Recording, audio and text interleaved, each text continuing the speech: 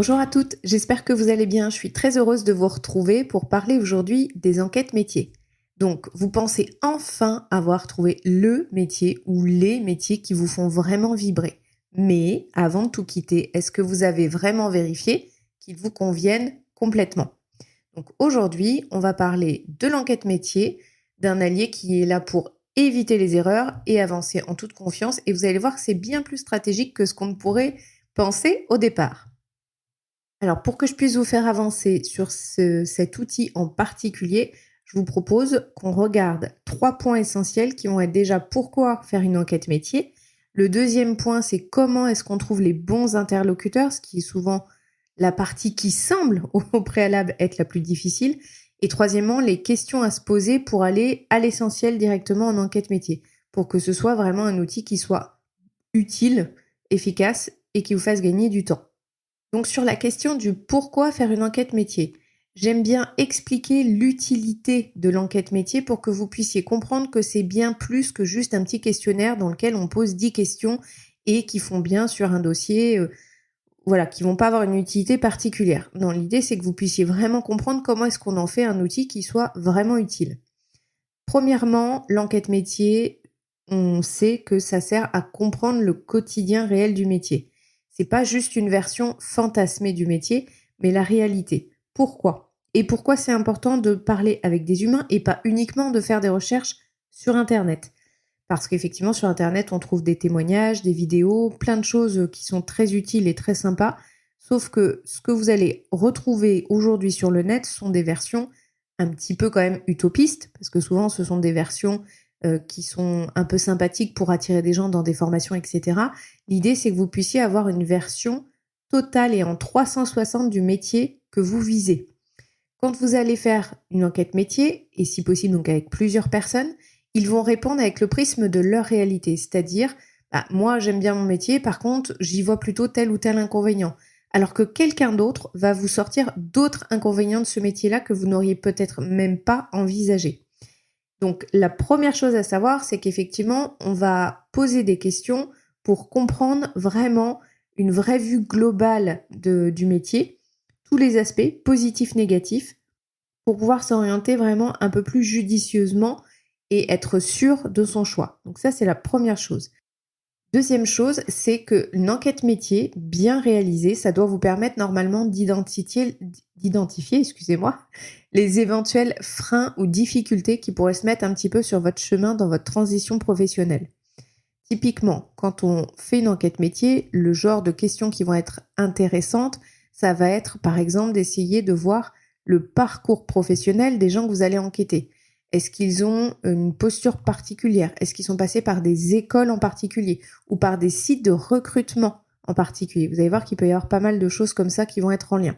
Est-ce que c'est une entreprise que vous ciblez un métier mais qui est dans une entreprise peut-être familiale? Enfin voilà, il peut y avoir vraiment tout un tas de choses et le fait de poser de bonnes questions bien ciblées, ça va vous aider à identifier vraiment ce qui pourrait être une vraie difficulté dans votre parcours de transition professionnelle. Alors l'idée, c'est pas de se dire, du coup, je vais identifier les difficultés, les freins et je m'arrête là, pas du tout. C'est une fois qu'on les a identifiés, ça permet de se mettre en place aussi la bonne stratégie pour avancer correctement dans votre projet. Troisième point, pour la réponse à cette question de pourquoi faire une enquête métier, ça vous permet de vous projeter et de vérifier la compatibilité entre vos attentes personnelles et ce que vous allez pouvoir retrouver dans le métier exercé. Je vais essayer de citer quelques exemples d'enquêtes métiers qui se sont déroulées pour des bénéficiaires que j'ai eus et sur lesquels ça a mis un coup de patin sur certaines transitions professionnelles. J'ai des personnes qui ont fait des enquêtes métiers en étant très intéressées par certains domaines et finalement, ils se sont rendus compte que ça n'allait pas être possible. Dans les raisons les plus souvent évoquées, c'est par exemple les horaires de travail. Les gens, des fois, ne se rendent pas compte de la flexibilité de certains emplois, des horaires de certains emplois. Et ça peut être une vraie contrainte personnelle. D'autant plus si vous êtes maman, que vous avez déjà une logistique assez complexe à gérer. Attention, certains métiers demandent une certaine exigence en termes d'horaire, qui fait que c'est peut-être un métier qui vous intéresse, oui, mais peut-être pas compatible pour vous aujourd'hui. Une fois de plus, ça ne veut pas dire que ça ne le sera pas demain, mais aujourd'hui, est-ce que c'est vraiment compatible avec votre vie? Deuxièmement, certaines personnes m'ont fait des retours en me disant bah tiens, je me suis pas rendu compte que c'était un environnement professionnel dans lequel en fait, je sais pas, par exemple, il y a beaucoup de bruit. C'est beaucoup plus bruyant que ce que j'avais imaginé. Ou les métiers, par exemple, il va y avoir aussi des retours sur les métiers qui vont être dans le social ou dans l'aide, l'accompagnement, où là on me dit bah c'est vrai que c'est un métier qui m'inspirait beaucoup, mais d'avoir parlé avec 2 ou 3 professionnels, je me suis rendu compte que la réalité du terrain ne correspond pas du tout à mes aspirations personnelles parce que j'avais l'impression que c'était un métier où je pouvais vraiment aider et contribuer. Et je me rends compte qu'en fait, c'est complètement bouché, il n'y a pas de moyens, il n'y a pas de possibilités, c'est très restreint. D'autres également vont m'avoir fait un retour sur, effectivement, l'enquête métier m'a permis de me rendre compte qu'il y a une part beaucoup plus importante en vente que ce que je n'avais par exemple imaginé. Je pensais que c'était beaucoup plus du conseil, du montage de dossiers ou des choses peut-être un peu plus créatives et en fait, je me rends compte que c'est complètement tourné vers la rentabilité, la productivité et c'est pas du tout finalement ce qui m'intéresse. Bref, des exemples, je peux vous en sortir des centaines. Tout ça pour vous dire qu'il n'y a qu'une enquête métier qui va vous permettre de vous rendre compte de plusieurs réalités auxquelles vous ne pouvez pas penser aujourd'hui tant que vous n'y êtes pas. Et c'est pour ça que c'est important de faire des enquêtes avec des vraies personnes et pas seulement des recherches sur Internet. Ça, c'est le premier point. Ensuite, le deuxième point, ça va être, ok, je dois faire des enquêtes métiers, mais alors je les trouve où, moi, les bons interlocuteurs? Donc, plusieurs choses qui peuvent exister. Le premier point qui est essentiel, c'est toujours de comprendre que vous connaissez forcément quelqu'un qui connaît quelqu'un qui connaît quelqu'un. Donc, partez déjà de votre réseau personnel. C'est la première chose. Et votre réseau personnel, même s'il vous semble restreint, il y a forcément des personnes qui peuvent vous mettre en contact avec des gens intéressants dans votre transition professionnelle. Pourquoi? Parce que des fois on me dit mais oui, mais moi mes amis par exemple, j'ai aucune amie qui travaille dans tel domaine. Bah oui, sauf que en fait votre amie, elle va pas s'amuser pardon à vous dire, ah bah tiens je t'ai pas dit, j'ai ma cousine qui vit à 30 kilomètres que je vois une fois tous les 4 ans, qui a changé de métier et qui fait ça. C'est impossible. Personne ne va penser à vous dire tous les métiers qu'exercent les gens de leur famille, de leur entourage, dans les associations auxquelles peut-être ils participent, etc. Donc il faut absolument que vous commenciez par votre réseau personnel.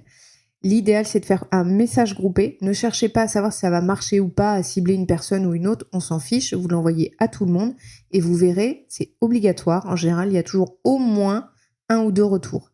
Et pourquoi est-ce qu'on commence par son réseau personnel? Parce que c'est forcément beaucoup plus rapide et pratique. Puisque c'est soit quelqu'un de votre contact direct, soit il y a juste une personne entre les deux, mais qui va vous recommander. Donc, il n'y aura pas de barrière de timidité ou de refus. Forcément que là, vous savez que ça va être un résultat positif. Donc, on commence toujours par son réseau personnel.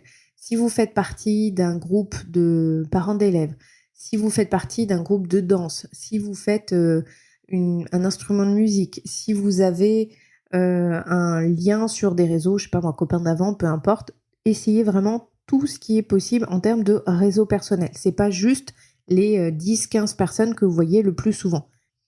Deuxièmement, exploitez votre réseau LinkedIn. Alors, si vous n'avez pas créé un LinkedIn, c'est pas obligatoire, il y a d'autres moyens, mais ça peut être une bonne opportunité, vraiment. Pour le coup, si le démarchage, entre guillemets, un démarchage, est vraiment bien fait, vous pouvez avoir des retours très intéressants sur LinkedIn. Moi, je suis démarchée régulièrement pour répondre à des enquêtes métiers. J'en connais plein pour qui c'est le cas. Globalement, si la démarche est avenante, bien faite, polie, structurée, je vais y répondre. Donc, et je pense pas être quelqu'un d'exceptionnel. C'est juste pour vous dire que les gens sont toujours en général OK de partager pendant une vingtaine de minutes leur expérience professionnelle ou de répondre à quelques questions ou éventuellement de répondre à un questionnaire en ligne. C'est aussi une façon de dire voilà, si vous n'avez pas le temps, je peux vous envoyer peut-être le questionnaire en ligne et vous pouvez y répondre. Ça peut être aussi une façon de faire. Ensuite, au niveau des groupes, donc ça c'est la troisième option si vous n'avez pas LinkedIn. Au niveau des groupes, il y a des groupes spécialisés, il y a des forums où il y a des communautés directement que vous pouvez également rechercher pour trouver des personnes dans des métiers qui vous intéressent. Petite précision d'ailleurs, pour LinkedIn, vous savez que vous pouvez faire une recherche directement par métier, par poste ou même par région. Donc n'hésitez pas à exploiter le potentiel de cette plateforme professionnelle qui est vraiment très efficace et très bien faite. On a répondu au pourquoi. On a répondu à comment trouver les bons interlocuteurs, sachant qu'il y a encore d'autres possibilités, mais là je vous donne vraiment les premières pour que vous ayez des pistes déjà très actionnables. Et la troisième partie, c'est les questions à poser pour aller à l'essentiel. Déjà, j'aime à dire qu'il faut toujours avoir en tête que la personne à qui vous vous adressez, elle a besoin de savoir qui vous êtes, qu'est-ce que vous voulez et combien de temps ça dure. Parce qu'elle a une vie qui est pleine, forcément, comme vous. Et donc, elle a besoin de savoir, de se projeter sur cet échange, combien de temps il va durer. Parce que moi, consacrer par exemple une vingtaine de minutes, c'est possible. Consacrer une heure, je peux pas. Donc, c'est important que vous puissiez bien amener les choses, bien les structurer et que vous annonciez très clairement l'objectif et le temps. Ça, c'est vraiment un point clé pour réussir à obtenir un échange qualitatif et avoir plus de retours positifs. Après, ne vous offusquez pas non plus des gens qui ne répondent pas. Certains sont très sollicités, d'autres ne sont pas très présents sur les groupes comme LinkedIn ou autres. D'autres, peut-être, sont en vacances. D'autres sont timides. Enfin voilà, il peut y avoir 1 million de raisons. C'est pour ça que je dis toujours qu'il faut en faire beaucoup pour réussir à avoir quelques retours de qualité. Au niveau des questions à se poser, bien sûr, il va y avoir les questions sur le quotidien du poste, sur les compétences qui vont être indispensables, mais aussi, et pensez-y dès le début, c'est important, les évolutions possibles. J'ai aussi eu un retour d'enquête métier où on m'a dit c'est vrai que le métier m'intéresse, mais en fait je me rends compte qu'il n'y a aucune évolution, alors pas court terme, on est d'accord, mais à moyen long terme, il n'y a pas d'évolution, il y a très peu d'opportunités. Une fois qu'on a ce poste-là, en fait, il n'y a pas grand-chose qui se passe derrière. Ça peut être aussi le genre de question qu'il faut que vous puissiez poser dès le démarrage. Demandez aussi, comme je vous ai dit, il faut que vous ayez une vue à 360 du métier.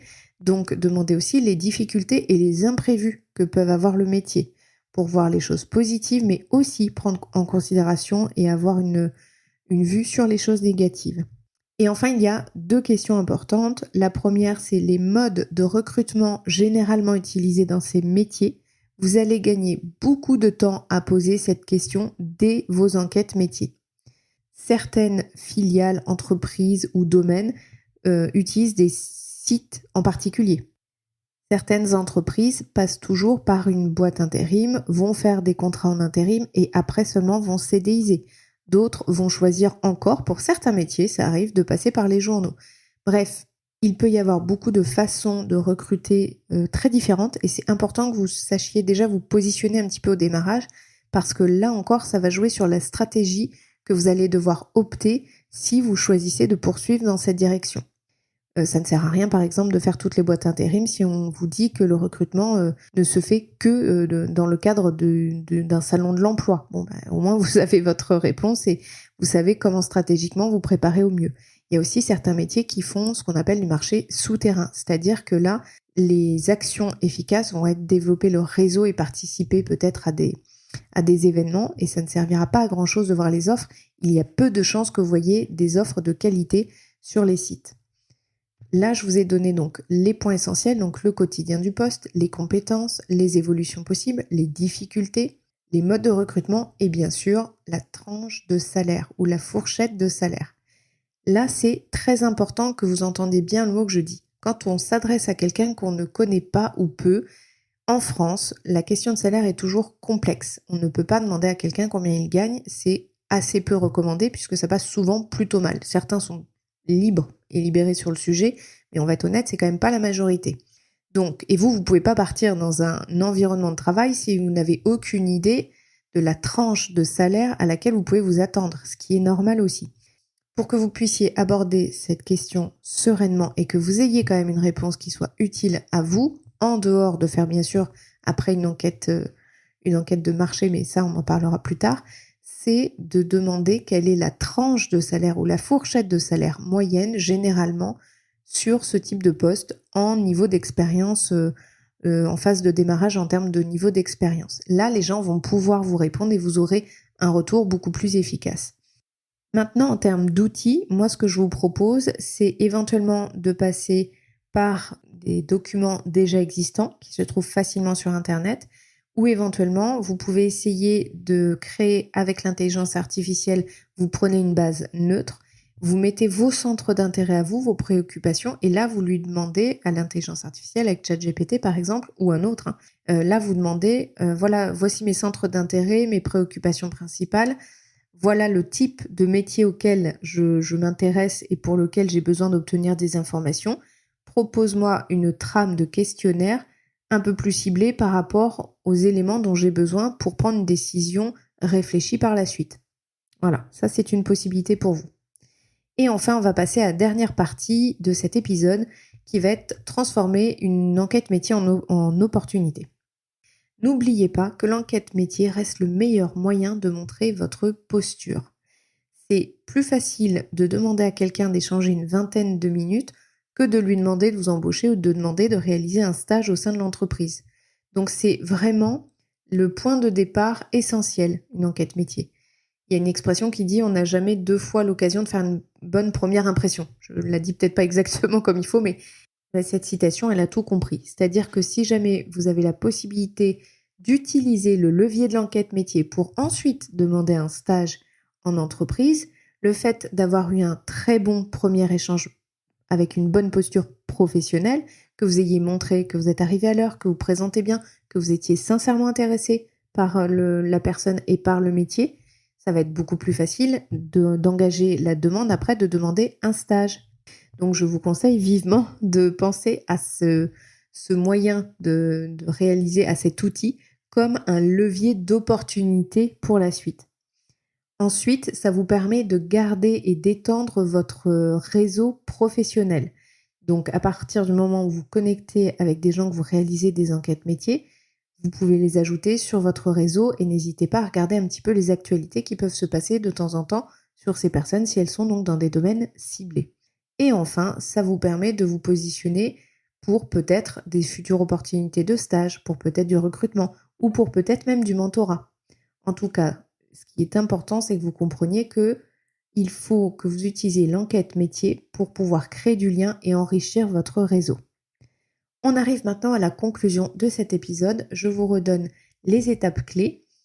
La première, c'est réaliser une enquête métier.